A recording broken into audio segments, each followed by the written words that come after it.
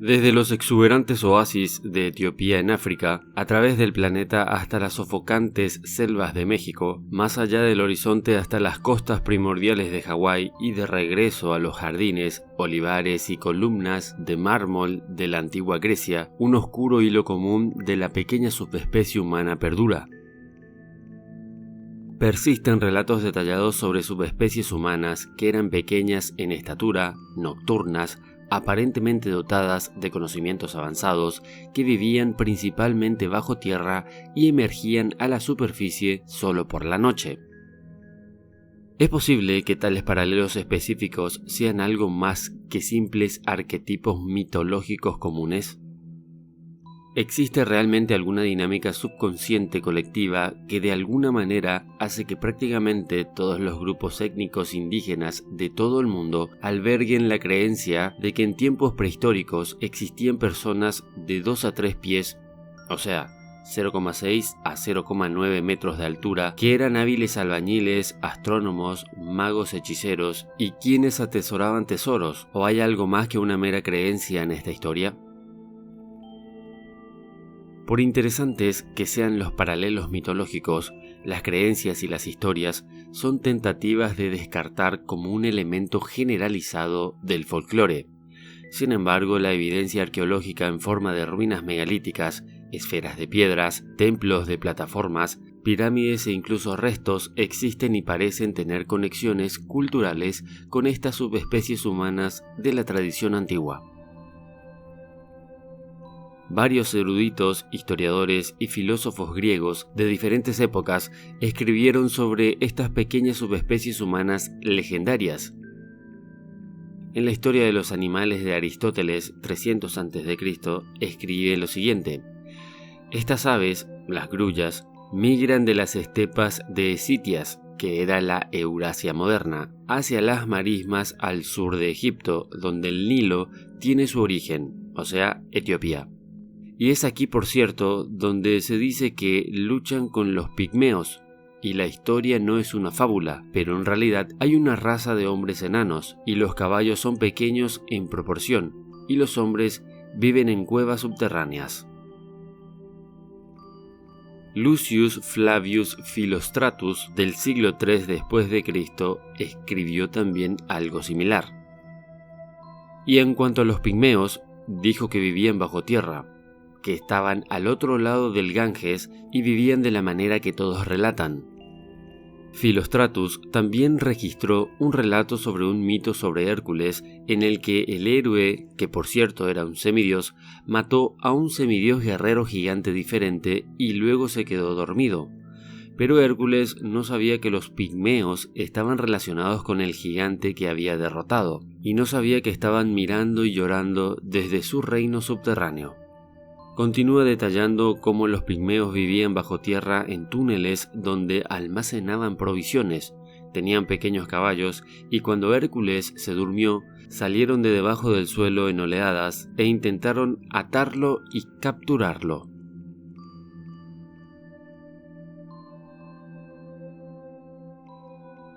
En el 2019, Jason Daly, de la revista Smithsonian, escribió un artículo sobre lo que se cree que son los restos extremadamente antiguos de un niño neandertal que fue devorado por un pájaro gigante.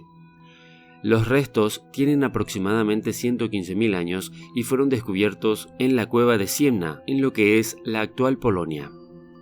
Fueron encontrados junto con huesos de animales en un escondite que indicaba que todos los huesos, homínidos y animales, fueron atacados y habían viajado a través del tracto digestivo de un ave prehistórica gigante.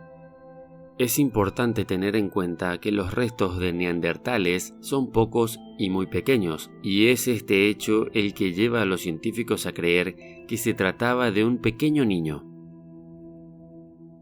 Independientemente si estos huesos pertenecían a alguna subespecie humana muy pequeña o a un niño homínido, de cualquier manera, es un hecho que en un pasado muy lejano de la prehistoria, pequeños humanos que no eran Homo sapiens fueron atacados y devorados por pájaros gigantes.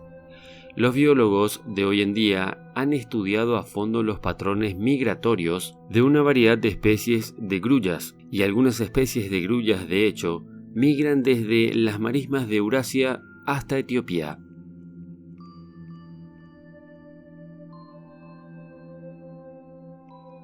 Bes, el dios protector del hogar egipcio, también está relacionado con los pigmeos, que pudieron haber sido las mismas personas pequeñas a las que se hace referencia en los escritos antiguos de los griegos, lo cual no sería nada descabellado.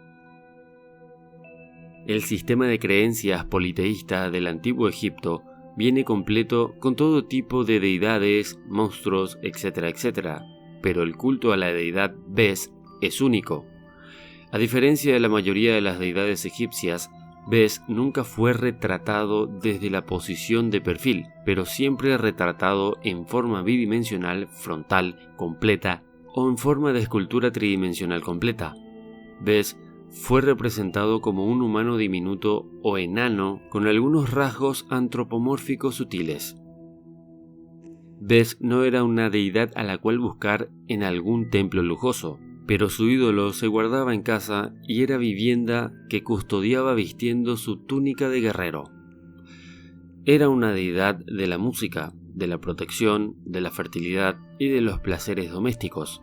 Pero quizá el aspecto más interesante de Bes es que su culto era realmente nuevo, ya que solo se generalizó durante el Imperio Nuevo y este es el resultado de su importación desde el sur, Nubia, Somalia o Etiopía.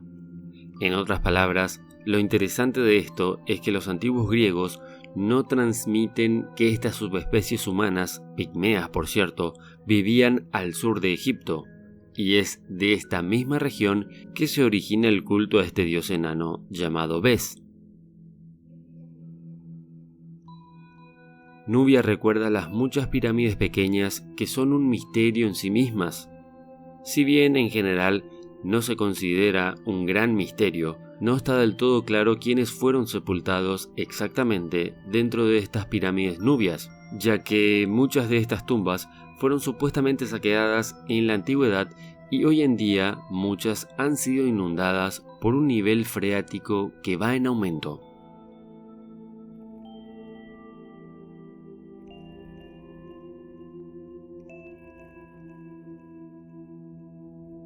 La pirámide del enano Uxmal, península de Yucatán, según la leyenda, fue construida en una sola noche por una deidad hechicera enana llamada Itzamaná, según la mitología maya.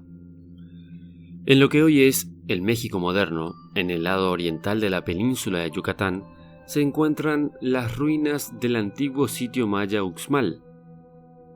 Este antiguo complejo maya se considera uno de los más importantes y se destaca por sus grandes e imponentes estructuras. Entre las más impresionantes y antiguas de todas estas estructuras se encuentra el adivino, la pirámide del mago, que también se conoce como la pirámide del enano.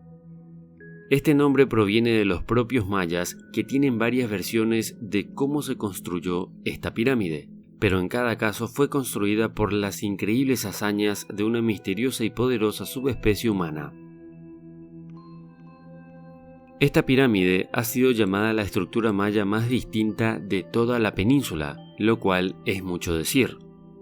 Tiene lados muy empinados, redondeados, es muy alto y tiene una base elíptica.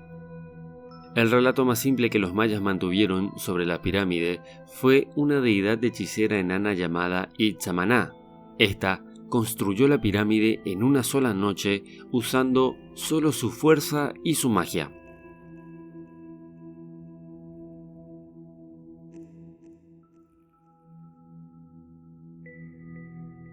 La historia maya sobre una personita que usaba otros métodos mundanos o ingeniosos para crear grandes estructuras en una sola noche recuerda a los menejunes, que eran los pequeños habitantes arcaicos de una subespecie humana que habitaba Hawái. Se dice que estas misteriosas personas prehistóricas habitaron las islas hawaianas mucho antes de la llegada de los polinesios y fueron responsables de la construcción de edificios impresionantes y masivos como templos de plataforma y estanques de peces artificiales. Los hawaianos creen que los menehunes o el menehune solo saldría por la noche para construir estas estructuras y su objetivo siempre fue completar la construcción en una sola noche. Al igual que estos, otros relatos serían fáciles de descartar si no fuera por la evidencia física, como los templos en ruinas y los estanques de peces que aún funcionan, y al igual que la historia maya, tiene su magnífica maravilla megalítica. Ahora en las islas y ensenadas del Atlántico Norte, Escandinavia, Irlanda, Escocia, Islandia, todas ellas igualmente llenas hasta el borde con relatos antiguos, también adjuntos a extrañas ruinas. Todas estas regiones del Atlántico Norte tienen profundamente arraigados en ellos recuerdos estilizados, o sea, mitología, de estos predecesores prehistóricos, elfos, enanos, duendes y muchas otras subespecies que son o fueron parte de la humanidad.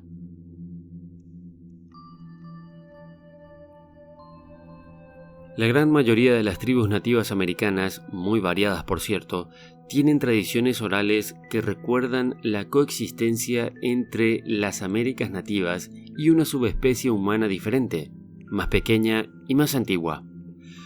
Los elementos comunes a estos relatos incluyen comportamientos traviesos como atraer a los niños al bosque tocando música, al igual que los griegos y la gente del Atlántico Norte.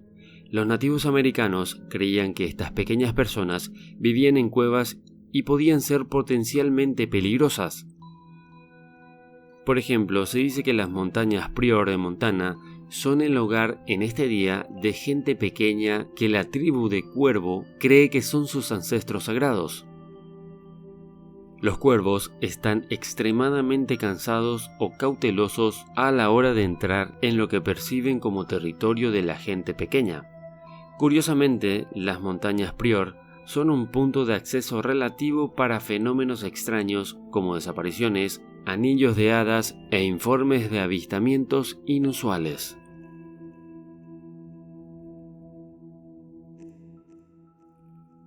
Al crecer en una cultura rica en ficción, puede ser difícil distinguir entre los cuentos de hadas que aprendemos de niños y lo que parece ser una evidencia histórica real de que en el pasado distante pudieron existir especies diminutas o subespecies humanas que quizás vivían simplemente, pero también construyeron monumentos inimaginables y pudieron haber sido presa de una especie de pájaro gigante o de humanos normales.